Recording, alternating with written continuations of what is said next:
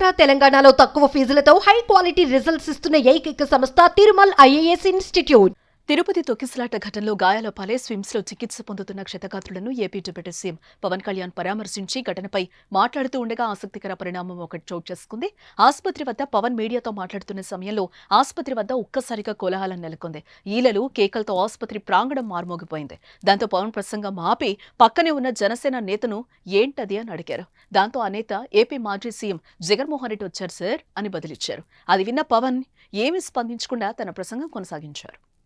ఇక మరోపక్క స్విమ్స్ ఆసుపత్రిలో క్షతగాత్రులను పవన్ కళ్యాణ్ పరామర్శించారు. అదే సమయంలో మాజీ సీఎం వైఎస్ జగన్ ఆసుపత్రి వద్దకు చేరుకున్నారు.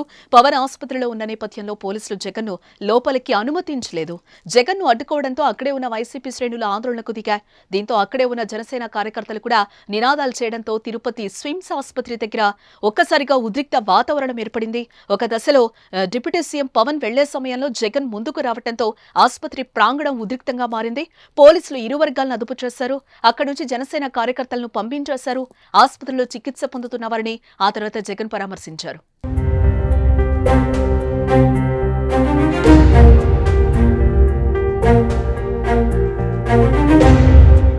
తిరుపతిలో తొక్కిసలాట ముమ్మాటికి ప్రభుత్వం చేసిన తప్పు అని మండిపడ్డారు. వైసీపీ అధికారంలో ఉన్న గత 5 ఏళ్లు గొప్పగా నిర్వహించామని తెలిపారు.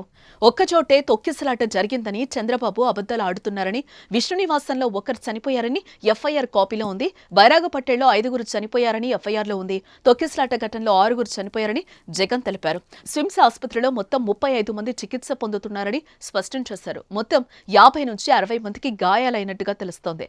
ఇంత దారుణంగా వ్యవస్థ నడుపుతున్నారని మండిపడ్డారు. టీటీడీ అధికారులు గాని పోలీసులు గాని ఎవరూ పట్టించుకోలేదని జగన్ ఫైర్ అయ్యారు. 10వ తారీఖున వైకుంఠ ఏకాదశి అని అందరికీ తెలుసు. లక్షల మంది జనాభా ఇక్కడికి వస్తారు అన్న సంగతి అందరికీ తెలుసు. మరి లక్షల మంది జనాభా వస్తారు అని అందరికీ తెలిసి ఉన్నా కూడా ఎందుకు తిరుమల తిరుపతి దేవస్థానంలో